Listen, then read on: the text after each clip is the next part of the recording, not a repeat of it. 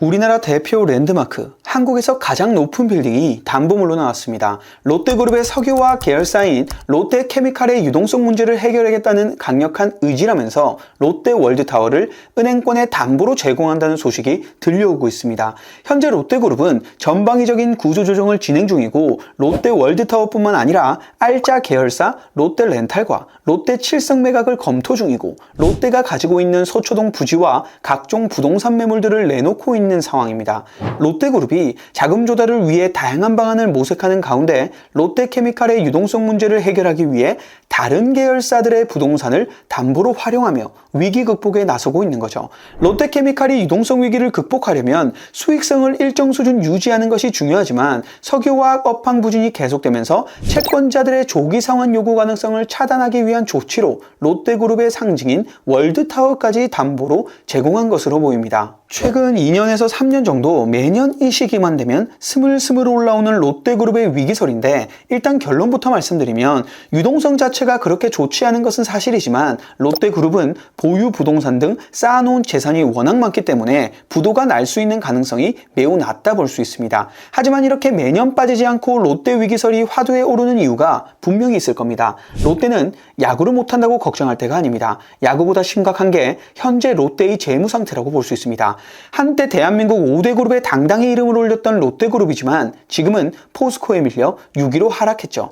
2016년부터 형제끼리 지분을 두고 싸우다가 중국 사드 보복에 뒤통수 맞고 2018년에는 신동빈 회장이 구속되고 다음 해에는 노재팬 사태가 발생해서 매출에 타격을 입고 2020년에는 코로나까지 터지면서 롯데그룹은 계속된 침체를 겪었습니다. 현재 롯데그룹의 주요 뉴스들을 보면 부채가 39조 원으로 불어났고 이미 신용평가사에서는 롯데케미칼, 롯데지주, 물산, 캐피털, 렌탈 등 주요 계열사의 신용등급 정방을 부정적으로 하향 조정한 상태입니다. 이런 이유들로 인해서 주요 계열사들이 비상경영체제를 선포하며 롯데 계열사에서 줄줄이 희망퇴직을 시행하면서 혹독한 구조조정을 실시하고 있는 상태입니다. 이번 시간에는 도대체 롯데그룹에 무슨 일이 벌어지고 있는지 핵심만 요약해 보도록 하겠습니다.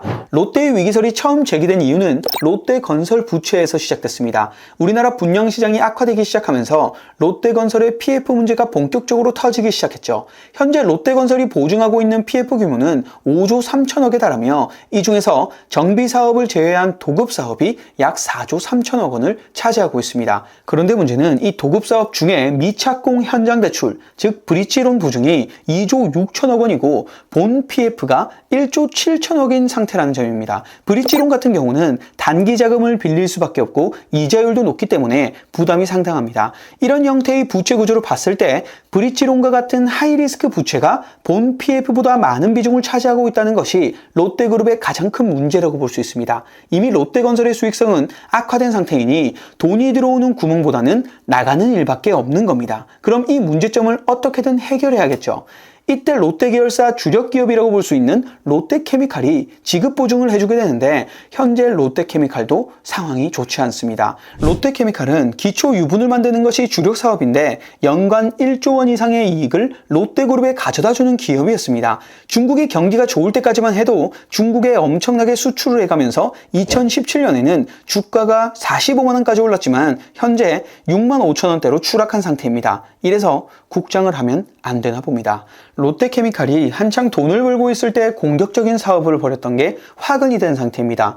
2022년에 일진그룹에서 동박사업을 하는 일진머티리얼즈를 인수했을 때 인수금액이 2조 7천억 원에 달했습니다. 무리한 인수였죠. 동박은 전기차 배터리에 들어가는 소재 가운데 하나인데요. 당시 전기차 산업이 확대되면서 동박 수요가 급증할 것이라 예상하고 1조 7천억의 차입금과 여러 차례 유상증자를 통해서 돈을 마련해 인수를 했는데 인수 직후 전기차 시장이 하향 곡선을 그리게 됩니다.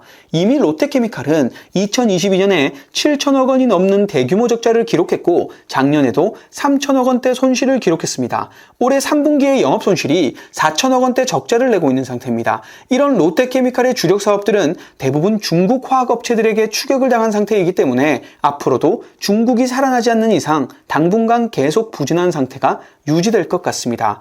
이러면 롯데건설을 구제하려다 자신도 죽어가는 롯데케미칼을 또다시 구제해줘야 하는 주체가 필요한데 과거 한때 큰 이익을 가져다 주었던 롯데쇼핑, 호텔롯데도 상황이 좋지 않습니다. 롯데쇼핑은 롯데백화점, 롯데마트, 롯데하이마트가 매출의 대부분을 차지하고 있다 볼 수 있는데 고금리, 고물가로 인해 국내 소비가 위축되기 시작하면서 쇼핑 수요가 감소한 상태라서 매출이 별 볼 일 없는 상태입니다. 2020년에는 유통 공룡이라 불렸던 롯데가 야심차게 이커머스 시장에 진입하며 백화점, 마트, 닷컴 등등 7개 계열사 온라인 쇼핑몰을 하나로 통합한 앱 롯데온을 출시했는데 이 전략도 완전히 실패로 돌아갑니다.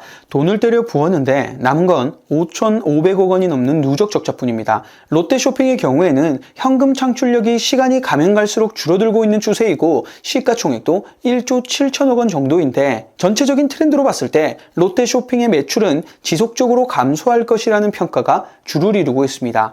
그리고 롯데호텔도 상장을 시도하다가 롯데 계열사들의 경영 악화로 인해 상장이 보류되었고 상장을 위해 가장 필요했던 게 롯데 면세점의 실적이었는데 여기서 또 잘못된 선택을 하게 되죠. 2001년 인천공항 개항 이래 22년간 롯데 면세점이 영업을 했는데 인천공항이 최근에 제2터미널을 2배 확장하고 활주로도 추가하는 공사를 하면서 인천공항공사에 롯데 면세점이 내야 하는 임차료가 너무 비싸지게 됩니다. 그래서 롯데 면세점이 인천공항 면세점에서 철수를 하고 시내 면세점에 집중을 하게 되는데 결과적으로 큰 성과를 못 내고 있는 현실입니다. 지금 상황으로는 롯데그룹 내에서 자신들의 계열사를 도와줄 수 있는 여력이 되는 곳이 없는 상황입니다. 이렇게 롯데그룹 전체로 보면 부채가 늘어나고 있는 건 사실입니다. 롯데그룹이 지금까지는 잘 버티며 큰 리스크로 이어지지 않고 있지만 계속해서 부동산 시장이 안 좋아지거나 중국 경기가 살아나지 않고 우리나라 내수 불황이 이어진다면 매년 이 시기에 롯데그룹 위기설이 피어날 것으로 예상됩니다. 이렇게 해도 롯데는 알짜 부동산을 많이 보유하고 있죠. 언제든지 정말 심각한 위기가 오면 부동산을 매각하며 자금을 융통할 수 있을 것으로 예상하고 있습니다. 롯데그룹의 위기는 내부적인 잘못된 의사결정과 외부적인 시장 변화가 맞물려 발생했습니다. 그리고 오너 중심의 의사결정 구조가 가장 큰 문제로 지적되고 있습니다.